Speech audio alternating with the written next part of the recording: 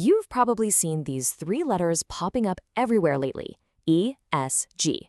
They're in the news, they're in corporate reports, they're all over investment sites. But what do they actually mean? Well, today, we're going to pull back the curtain on this hugely influential and, yeah, often controversial acronym. So, to get us started, let me ask you a question. What on earth is the connection between a company's carbon footprint, the way it treats its employees, and whether or not its board of directors is truly independent? I mean, they seem like totally random, unrelated things, right? Well, it turns out they're all connected. They're all pieces of a single framework that is fundamentally reshaping how we think about business and investing. And that framework, you guessed it, is ESG. So here's our game plan. First, we're going to nail down what ESG actually is. Then we'll break down those three pillars, the E, the S, and the G. After that, we'll get into why it's become such a massive deal, see how it works in the real world, and finally, we'll wade into the really intense debate that surrounds the whole thing. Okay, let's dive right in. At its heart, ESG is all about looking at a company through a totally different lens. It's a lens that goes way beyond just the bottom line, the profits, and the losses.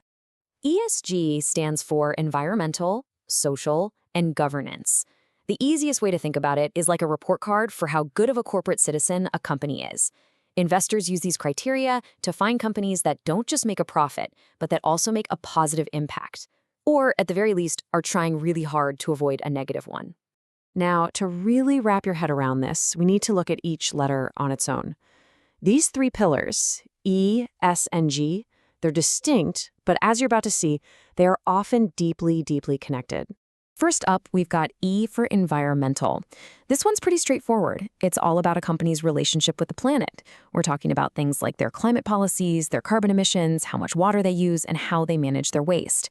So when you hear about a car company pouring billions into electric vehicles, that's the E in action. The big question here is simple. Is this company a good steward of our natural world?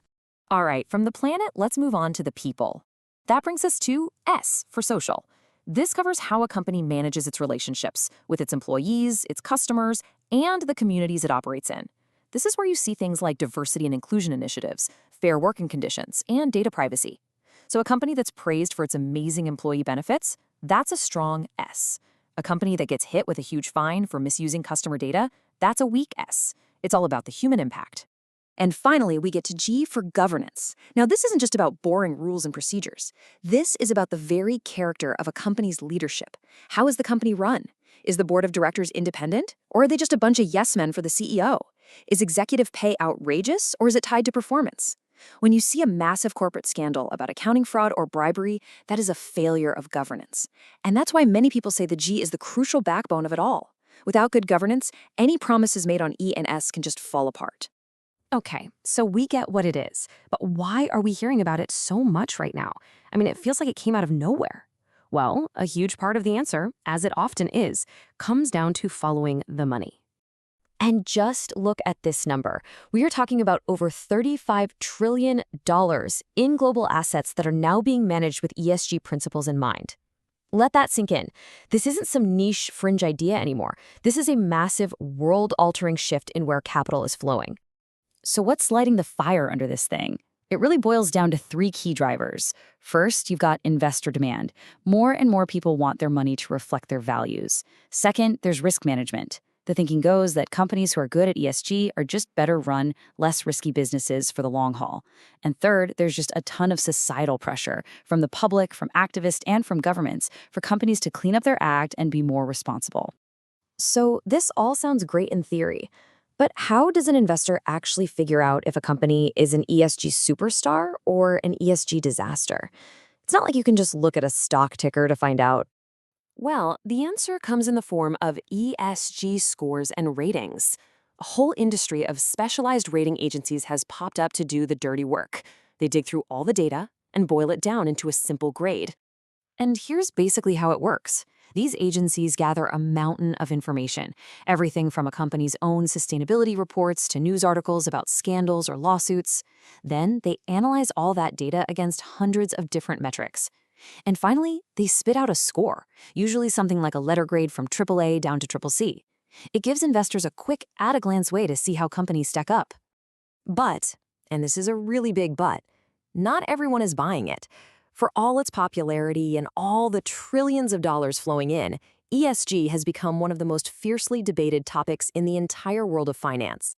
You've basically got two very different stories here. On one side, proponents argue that ESG is a powerful force for good.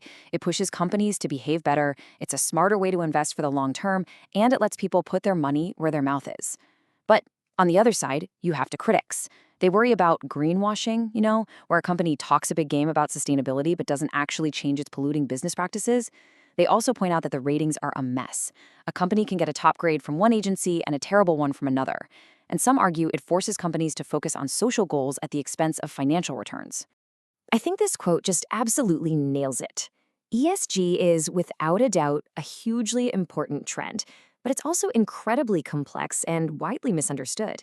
It really gets to the heart of a fundamental question: what is the purpose of a corporation in the 21st century? And so that leaves us with the big, multi-trillion-dollar question: is ESG a genuine revolution that's making capitalism better, fairer, and more sustainable? Or is it mostly just a marketing fad, a ruse that will eventually fade away? The truth is, the jury is still out, and the debate over the future of business is just getting started.